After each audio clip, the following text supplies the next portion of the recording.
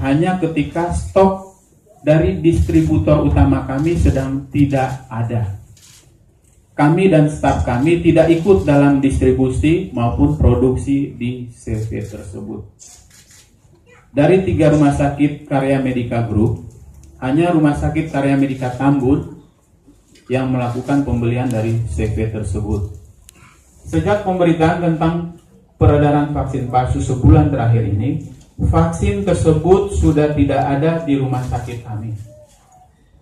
Dan kami akan secara penuh mendukung program pemerintah dalam pelaksanaan vaksin ulang yang akan diselenggarakan dalam waktu dekat.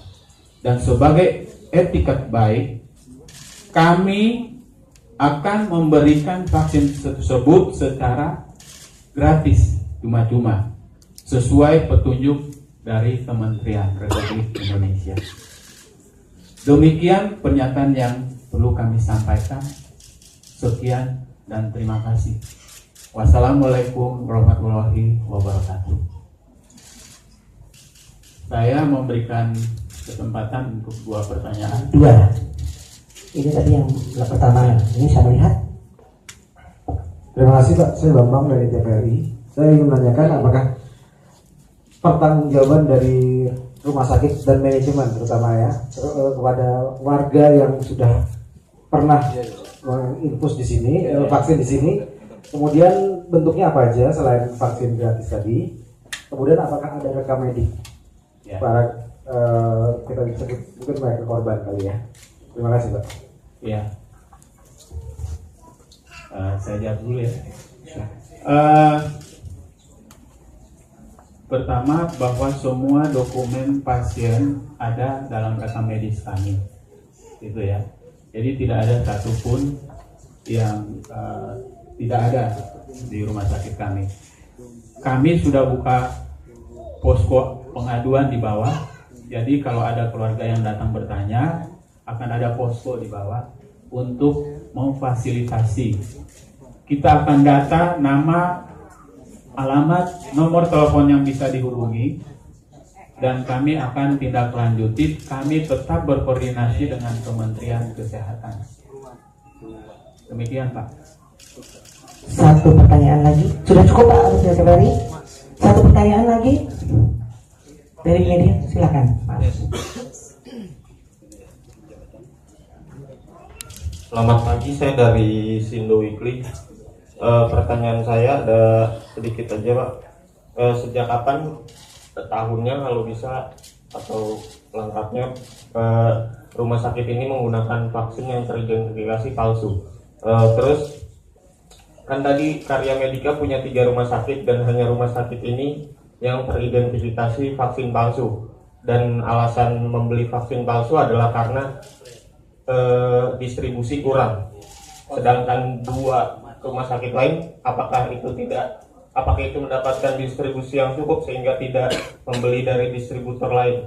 Selanjutnya, berapa harga jual per vaksin, harga beli vaksin di CV Aska Medica, dan harga jual ke pasiennya? Terima kasih. Iya.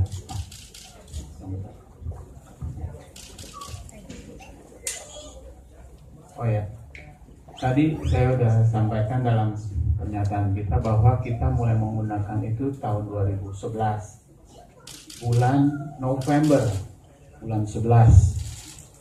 Tapi kami akan mereview ulang, mengecek ulang, karena vaksin yang kami cek itu ternyata tidak sesuai dengan rilis dari Kementerian Kesehatan. Hari ini, detik ini, saya dapat informasi.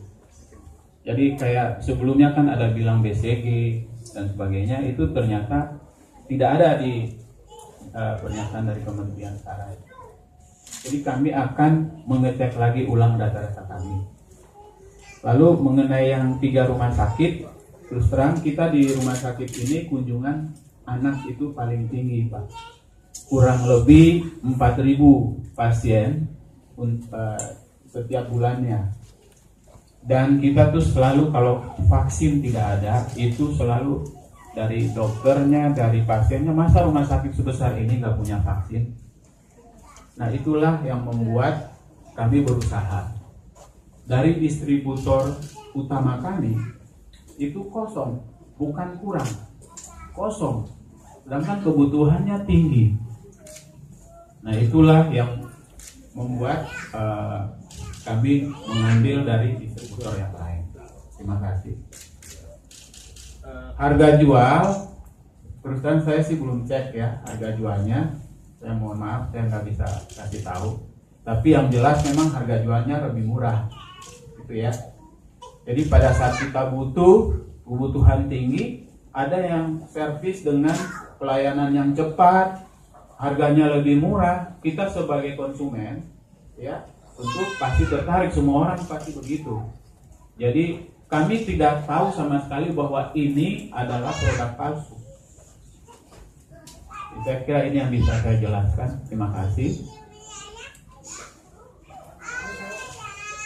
Nama saya Dr. Domingus MF1 Mars.